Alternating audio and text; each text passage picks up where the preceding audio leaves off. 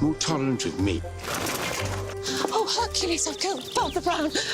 The gentlest detective in television history was born from a real priest who stunned his creator with how much he knew about human evil, and decades later, playing that same character in costume would help convert one of Britain's greatest actors to Catholicism. Behind the cosy Cotswold's murders of Father Brown lies a stranger, richer story. A humble afternoon show that quietly conquered more than 150 countries, a beloved cast almost entirely invented for the screen, and a clergyman who has been reinvented by a new actor in nearly every generation for a century. Fact 1. The priest who knew more about evil than two Cambridge men. There's not much I haven't heard in my line of work. Father Brown, the mild and unassuming little priest who solves murders through sheer understanding of human nature, was not invented out of thin air. He was based on a real Roman Catholic priest, Father John O'Connor, whom the writer G.K. Chesterton first met in 1903. The moment that gave birth to the character is one of the great anecdotes in detective fiction. Chesterton, like many people, had assumed that a celibate parish priest must be sheltered and naive about the darker realities of life. Then O'Connor, in the course of an ordinary conversation, revealed the astonishing depth of his knowledge of human sin and depravity, knowledge gathered over years of hearing confessions. The lesson was driven home a little later. After O'Connor had left the room, two young Cambridge students who had been present remarked admiringly on the priest's fine intellect, but dismissed him as a man inevitably cut off from the grit and crime of the real world. Chesterton, as he later recalled, almost laughed out loud. It was the priest who truly understood evil. The two worldly young men, by comparison, knew about as much, he said, as two babies in the same perambulator. In that contradiction, Chesterton found his detective. Father Brown would appear harmless, common, even faintly foolish, and yet possess a profound and unsettling understanding of the criminal mind and the criminal heart. His genius was hidden behind apparent innocence, and that, from the very first story, was the whole point of him. The first collection of these tales, fittingly titled The Innocence of Father Brown, appeared in 1911, and the formula was set from the very beginning. Father Brown solves his cases not by examining cigar ash or studying train timetables, but by imagining his way inside the criminal until he can feel, from within, exactly why an ordinary person might be driven to kill. It was a method drawn straight from the confessional that had so astonished Chesterton, and it made his little priest utterly unlike any detective who had come before him. Fact 2. Chesterton disguised his real friend as the detective. Wilford's very own 221B Baker Street. Kembleford needs somebody more open-minded. Although Father Brown was modelled on Father O'Connor, Chesterton was careful to ensure that no one would mistake the fictional priest for the real man.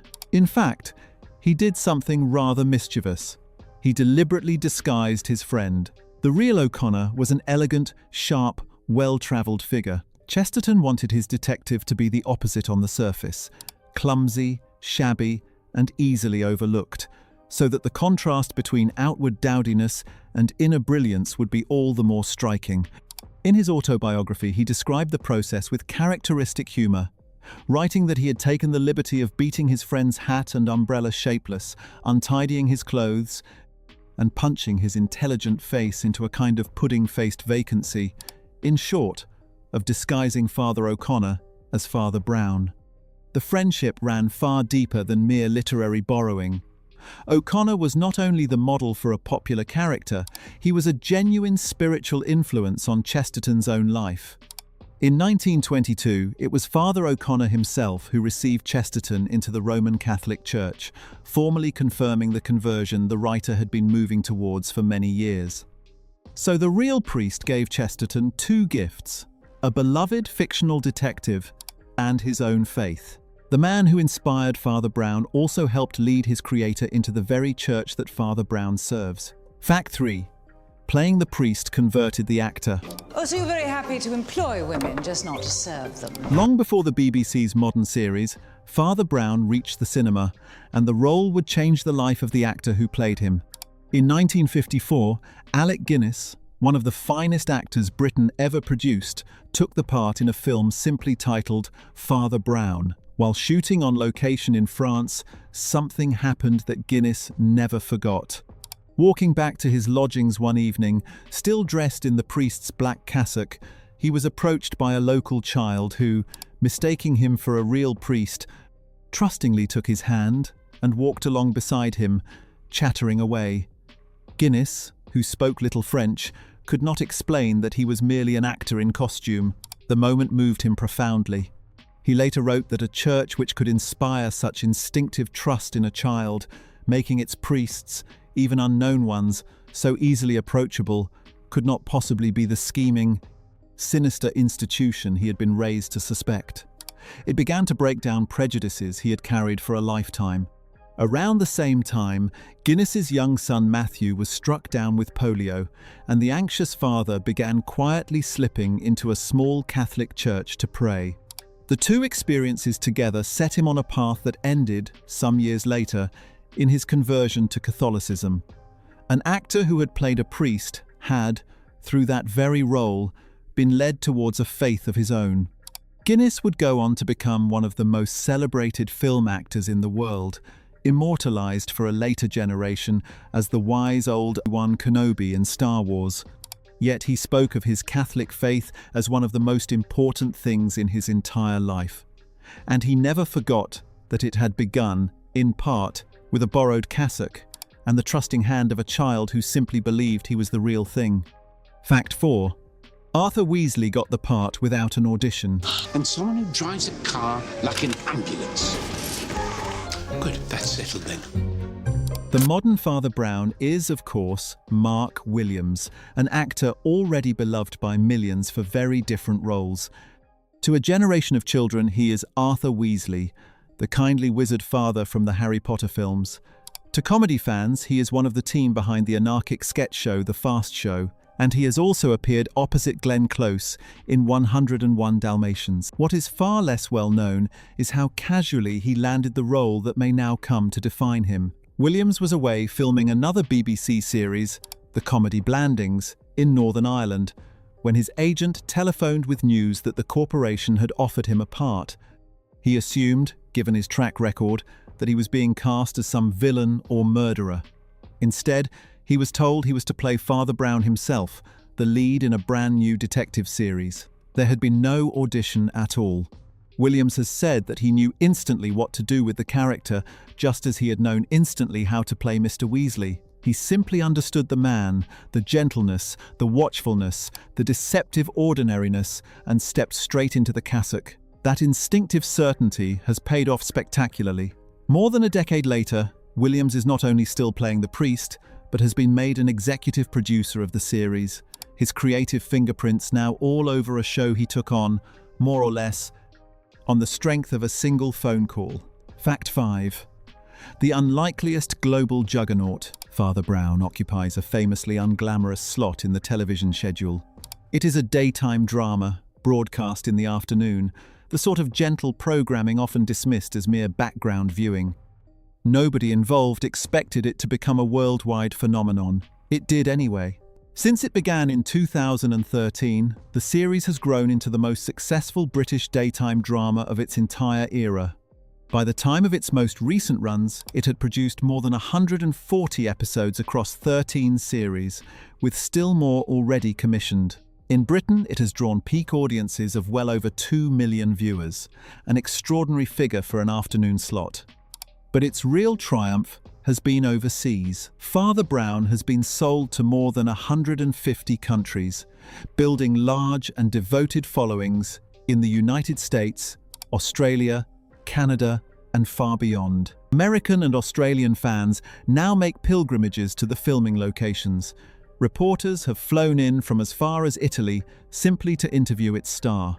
Mark Williams has been refreshingly honest about how unexpected all of this was.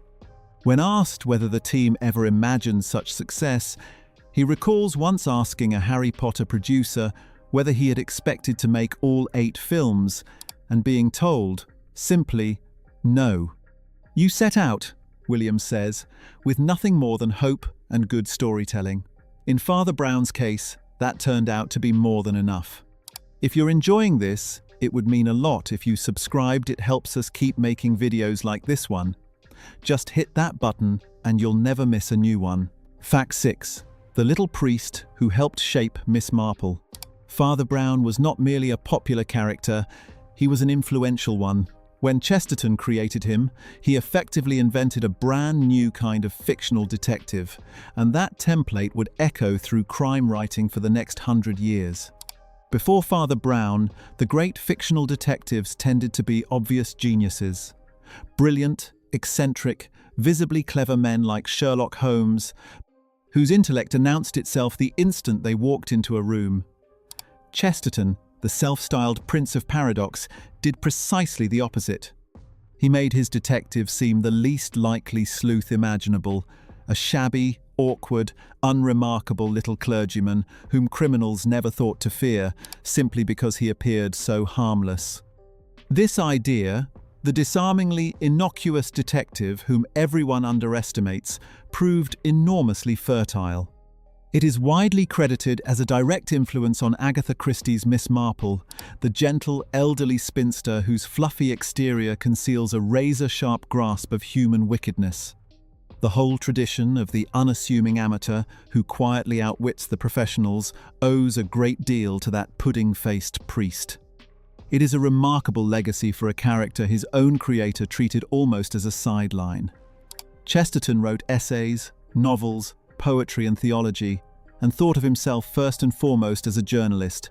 Yet it is the little priest, conjured from a real friend and a clever paradox, who has outlived very nearly everything else he ever produced. Fact 7. A sleepy Cotswold village with a shocking murder rate. The fictional village of Kembleford, where Father Brown solves his seemingly endless stream of murders, is one of the most charming settings on British television. All honey-coloured stone, church bells and rolling green hills. It is also entirely real, though it goes by a rather different name in everyday life. The series is filmed in and around Blockley, a genuine village deep in the Cotswolds. The local church of Saints Peter and Paul stands in for Father Brown's St. Mary's Roman Catholic Church, while the village vicarage was to become the priest's 1950s presbytery. Visitors travelling through the region will recognise street after street directly from the show. There is a gentle absurdity at the heart of all this, the very same one that powers so many cosy British crime dramas.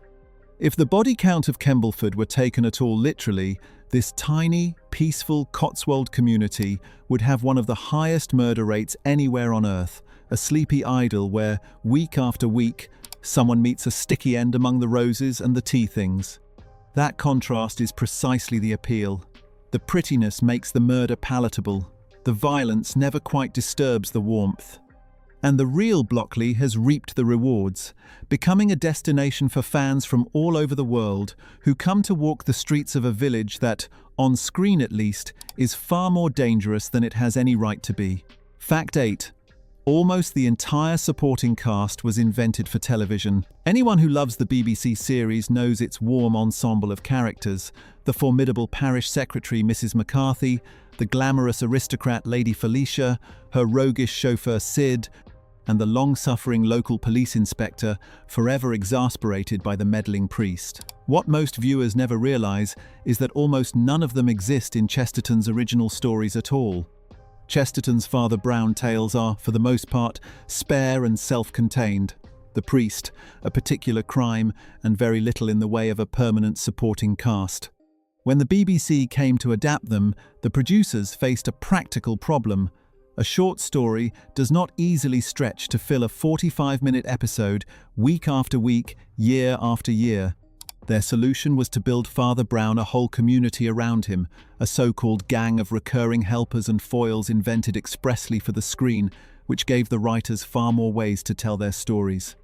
There is one major exception.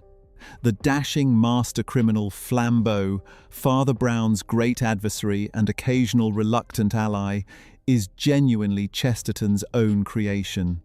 He appears in the very first BBC episode, which is based on one of Chesterton's most famous stories, the Blue Cross, and he recurs throughout the series, a real thread of the original woven through a largely new tapestry. So the world of the television, Father Brown is a clever hybrid. A real priest, real source stories, and a real arch-enemy, all surrounded by a much-loved supporting cast that sprang almost entirely from the imaginations of modern script writers. Fact 9. He has been played by a different actor in nearly every generation. Mark Williams is far from the first actor to don Father Brown's broad-brimmed hat. The little priest has proved irresistible to filmmakers for almost a century and has been reinvented again and again across different countries and decades. The character first appeared in print in 1910 in the pages of magazines, and Chesterton would write 53 Father Brown stories in all between then and his death in 1936. Hollywood came calling early. An American film, Father Brown, Detective, appeared in 1934. Then came Alec Guinness's celebrated version in 1954. West German television made its own series in the 1960s, starring the much-loved comic actor Heinz Rühmann. In 1974, Kenneth More played the priest in a British series for ITV. The character has even been brought to life on radio, voiced over the years by actors including Andrew Sachs. Each generation, it seems, has wanted its own Father Brown, a testament to how durable Chesterton's simple, brilliant idea has proved to be. A humble priest who solves crimes through faith and insight rather than fists or forensics is a figure that somehow never seems to date. Mark Williams's version, running since 2013, has now comfortably outlasted all of them in sheer volume, becoming for modern audiences the definitive screen Father Brown, the latest, and by far the longest serving, in a line stretching back well over 100 years. Fact 10. The cozy answer to a world of grim crime drama. Father Brown arrived on screen at a curious moment. Television crime drama was, at the time, being dominated by a wave of bleak, violent, and brilliantly grim Scandinavian thrillers, shows full of brutal murders, broken detectives, and long dark nights. Father Brown went, quite deliberately, in the opposite direction. Where the fashionable dramas offered despair, Father Brown offered warmth, gentle pacing, beautiful countryside, eccentric villagers, and at the center of it all, a priest who believes, above everything else, that no soul is ever truly beyond redemption. There is crime, certainly, but the tone is fundamentally kind. The show's faith in human goodness is as much a part of its identity as the murders it solves. Mark Williams has put his finger on exactly why this works for a global audience. People watch the dark, harrowing dramas and admire them, he has observed, and then, more often than not, they would simply rather be cheered up. In an anxious and noisy world, a program that combines a satisfying puzzle with genuine comfort turns out to be enormously valuable. That instinct has kept the show alive and thriving, where flashier series have come and gone. More than a decade in, with new series still being commissioned, an executive producer credit for its leading man, and a successful spin-off in the Sister Boniface mysteries, the gentle priest of Kembleford shows no sign of hanging up his cassock. In a television landscape that so often mistakes darkness for depth, Father Brown's quiet, stubborn warmth has proved to be the greatest secret of its success.